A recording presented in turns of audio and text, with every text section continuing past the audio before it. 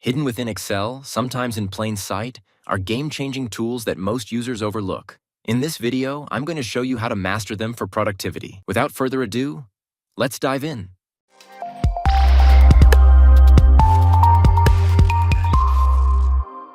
If you work with large spreadsheets that are particularly wide, you might have a habit of hiding columns so that you have more space to work with. But then, if you need them, you have to unhide them and then hide them again, and it can become tiresome. A quicker way is to simply select the columns or rows that you want to hide, and then on the Data tab of the ribbon, click Group. And now I've got this Group button. I can quickly hide and unhide the columns as I need. You can have multiple groups. You can even have multiple layers of groups. So for example, I can group these columns as well, and now I can just hide them, or I can hide all of them. We also have these buttons on the left here that quickly collapse all and expand all buttons, and you can have up to 8 groups. Now if you need to ungroup any columns or rows, simply select them, click Ungroup, and again until they're all gone. Now for homework, you can try grouping the rows. Most people use Paste Special to paste formulas as values, but there are a load of other super useful tools hiding in plain sight in the Paste Special dialog box that you could be missing out on. Here, I have a series of negative values that I want to convert into positive values, and I can do it easy enough by adding a formula that multiplies the value by -1, and then I copy it down and then copy that across and paste it as values. But that is a load of work, so the quicker way to do it is to type in an empty cell -1, copy that cell, select the values, paste special, multiply. Job done.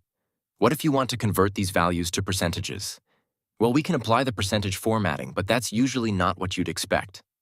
So let's undo that.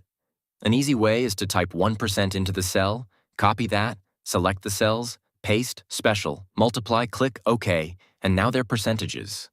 Here I have a series of values that I want to copy across to column H. Now I could copy them one by one, skipping the cells that don't have values. But the quicker way is to select them all, Control-C to copy.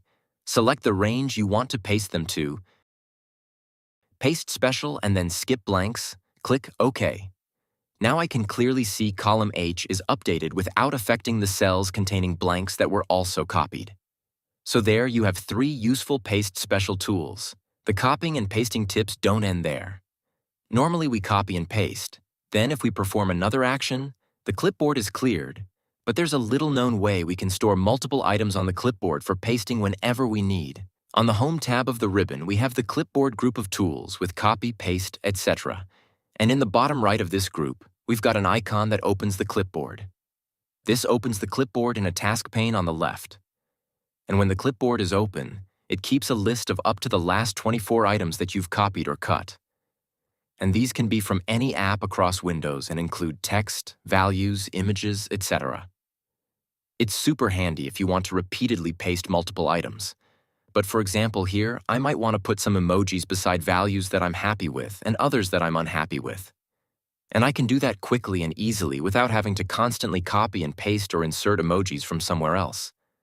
Now you can keep the clipboard tidy by clicking on the drop-down here and deleting any items that you're not going to need to use again. Alternatively, you can click Clear All and start from scratch. And in the bottom left, we have options.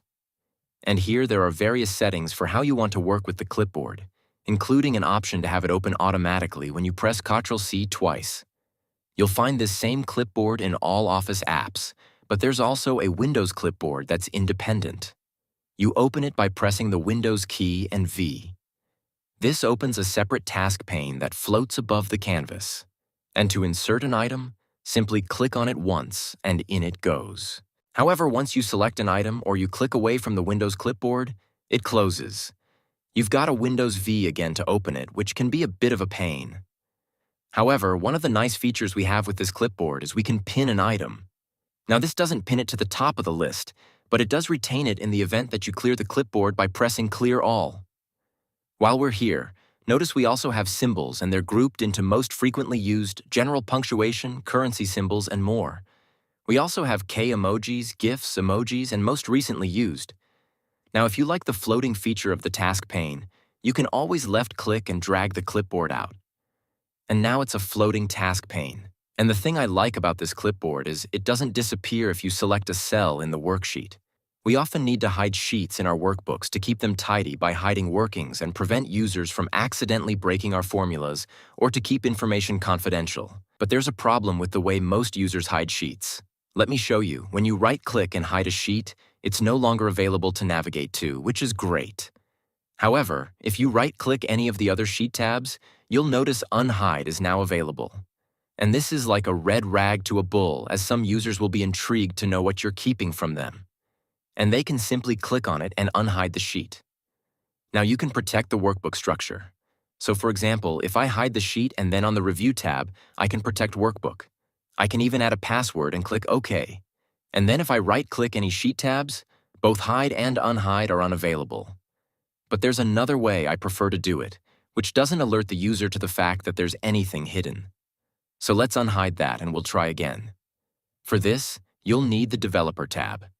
If you don't see it, right-click, go into Customize the ribbon, and then make sure Developer is selected here and click OK. What we want to do is go into the Visual Basic Editor. Alternatively, you can press the keyboard shortcut Alt F11. This opens the Visual Basic for Applications task pane. In here, you want to locate the sheet here that you want to hide, and then in the Properties pane below. And if you don't see it, go to the View tab and choose Properties window. And then at the bottom, we're going to change the visibility property from visible to very hidden. And if you keep an eye on the sheet down below, you'll see it disappears. And now if we go back to Excel and right-click, you can see Unhide is still grayed out. So the users are none the wiser that anything is hidden. Now to bring the sheet back, go back into the Visual Basic Editor, select the sheet from the list, click on the drop-down, and change it back to Sheet Visible. And now it's back. Of course, none of this is entirely secure because Excel sheet and workbook protection can be removed. So don't rely on this for super confidential data. When working with data, it can be time-consuming to interpret key information in a sea of numbers, and we risk missing key insights. Thankfully, Excel has some clever ways we can make our lives easier. Here I've calculated the year-on-year percentage change. And while it clearly shows which are positive variances and negative, this may not be intuitive for someone who doesn't work in finance. Another way we can visually indicate the direction of the change is with symbols. We'll start by selecting an empty cell, and then on the Insert tab of the ribbon, click Symbol. And here, make sure Geometric Shapes is selected in the subset, and then I'm just going to double-click on the up triangle and the down triangle to insert them. You can see them in the cell behind. Click Close. Now I'm just going to select them and Control-C to copy them to my clipboard. I'm going to escape out of there. What I'm going to do is apply a custom number format to these cells. So Control-1 to open the formatting pane and then Custom. And up here, it's already got percentage applied. So I'm just going to modify this format. I'm going to add a space, Control-V to paste in my symbols. Now this is my positive percentage, and then I'm going to add a semicolon. And that's going to separate it from my negative format, which is going to be a percentage with a downward triangle. And you can see we get a preview for the first cell and then click OK. And just like that, I now have visual indicators that clearly show whether the change is upward or downward. Custom number formats are a vast topic with so many cool things you can do. And I've put together a comprehensive guide and cheat sheet that you can download from the link in the video description. So be sure to grab that. Another tool we can use to make it quick to interpret our data and identify patterns is conditional formatting. And there are loads of built-in options for quick results. Taking the previous example, we can make it even quicker to interpret by color-coding the variances. I'll start by selecting the cells. Then on the Home tab of the ribbon, Conditional Formatting. Highlight cells rules greater than. The cells greater than 0, I'm going to format with a customized format that is with a font color of this dark green. Click OK and OK, and then let's repeat for the negative variances. So cells that are less than, we're going to put 0. Click on the drop-down, Customize Format. And in here, I'm going to go with purple. You could go with the traditional red and green for good and bad, but this purple color is more easily accessible for those with color vision deficiencies. Click OK and OK. Now, of course, you could set up a third format for 0 values if you want. If I click away, you can see with the color coding, It's even faster to interpret and easily pick out the negative results that might need our attention. Another way we could visually indicate the variances is with conditional formatting icons. I'll select the cells, and then again on the Home tab of the ribbon, Conditional Formatting Icon Sets. And we've got this up and down triangle here. I'll select that one. And then I'm just going to go back in and manage the rules. Click on this one, Edit Rule. It's currently applying the formatting based on a percentile. So we've got 38%, that's a positive change. Set to neutral, so we need to change that. We do that by choosing number here. So when the value is greater than or equal to 0, it's going to get a green triangle.